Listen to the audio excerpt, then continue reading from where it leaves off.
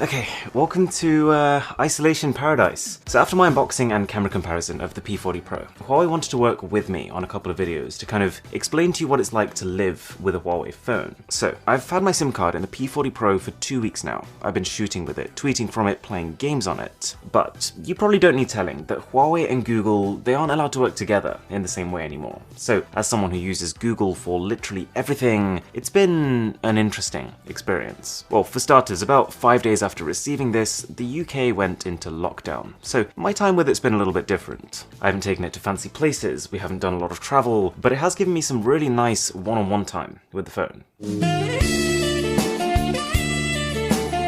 Gotta stop doing that. The cameras have been continuously surprising. Something you might not know about me is that I love painting. So I've been using this downtime to start one, and this is the phone I chose to take photos of the progress. I tried a few different ones, I just wanted the most reliable camera for it, but as you've probably seen from the comparisons, the P40 Pro takes insanely consistent shots, regardless of the lighting conditions. The other day I was just playing with the cat in like a fairly dimly lit room, and it's just cool that even in low light, it recognized that I was taking photos of a cat, and while I'm not really sure what it did behind the scenes, the end result was surprising to me, because it wasn't a blurred mess. Anyone who owns cats will know that when they're awake, they don't sit still. Or actually, that could just be mine. But the point is, I've struggled to do this in the past. Another example of this camera in a real-life scenario was a couple of days ago. I was just messing around with the zoom in a pretty dim room with harsh backlighting. And because the phone recognized I was capturing text, just check how much the image changes after the processing is applied. This was shot at over 25 times zoom. I had to double take after seeing this. It's almost tough to show you how good the camera is in the dark because by the time the phone has processed the images,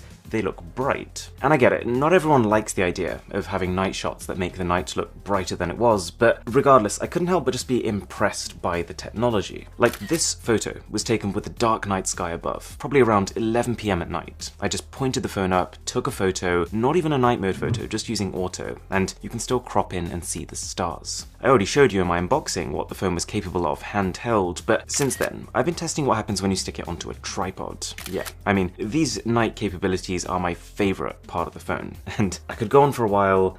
I'm gonna stop. But okay, the elephant in the room. What about this software situation? Well, one thing I was initially pretty worried about was Gmail. I use Gmail all the time, and it would be a massive faff to have to create new accounts just to use this phone. But your Gmail works, you just gotta use it through Huawei's own mail app, or another email app like Microsoft Outlook. Google Maps is another really important one, and there's a few different workarounds to this, but what I've done is just installed Google Maps Go. It's a web-based application that does basically the same thing. Some people even prefer it over normal Google Maps because it takes up like 100 times less storage. I wouldn't say I'm in that camp of people, but after a few times of using it, I just kind of forgot. It's a tool and it got the job done. The big one, of course, which you're going to notice, is that there's no Play Store here. This is a worry for Huawei fans, people who love Huawei's hardware, but who don't want to give up access to millions of applications, the things that make your smartphone smart. And right now, the best alternatives are Huawei's app gallery and something called Phone Clone.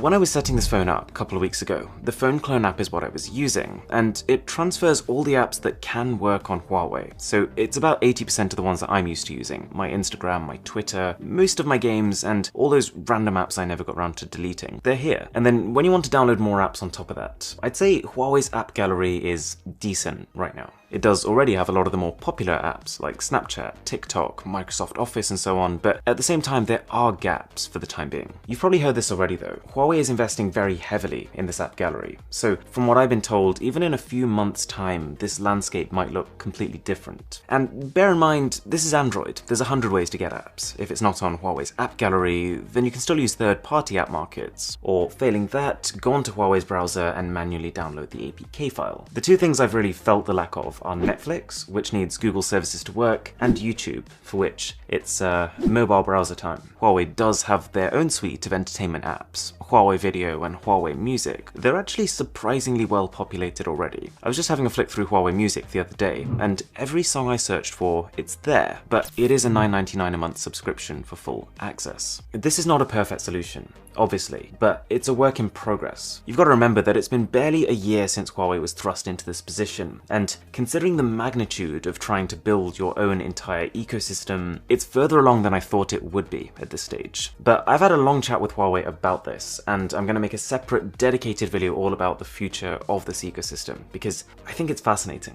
And now, just a couple of other cool things I've picked up having spent more time with this phone. When flicking through Instagram, I actually found myself really liking Huawei's knuckle gesture system. 2 knocks on the screen will take a screenshot, and then if you actually just draw with your knuckle, you can take specific screenshots with any shape. Kind of an underrated feature. If you think about it, it's like having a stylus for your phone, but your stylus is your knuckle. And then actually, for an even wackier way to take screenshots, voila. It's called GrabShot. It uses the infrared sensors built into the hole punch up front to detect air gestures. And yeah, we've been seeing this kind of stuff for several years now, but it works well enough on this phone that I've actually found myself defaulting to it if I'm sitting in a position where it's a bit of extra effort to knock the screen. Could still be the novelty factor, but this is as good as air gestures have ever been. And the last thing was multi-window. So you have this bar you can summon on the side, and any app you tap here opens up in a floating window, which we've seen before, but the difference here is that it seems to work with pretty much every app, not just apps that have been coded to work with it. So you could be playing a game, and then at the same time looking at a guide on how to get better at it. Or you could even, technically speaking, play 2 games at the same time. So how do I feel about it right now? Well, the best way I could describe my switch to this is similar to how it felt switching from Android to iOS. There's things I obviously wish this had, but at the same time it does offer some things that my past phone didn't. And I'm just holding on to the hope that this ecosystem is improving quickly. Huawei's app gallery has a wishlist button, for example, so users can type an app that they want to be made available. Huawei will then request those developers to port their app over, and if they do, you can set it to auto-install on your phone. You won't even realize it's happening. This kind of stuff is reassuring to me, but I want to save it for a separate video because there's more to it than it initially seems. So for now, thanks a lot for watching. My name is Aaron, this is Mr. Who's the Boss, and I'll catch you in the next one.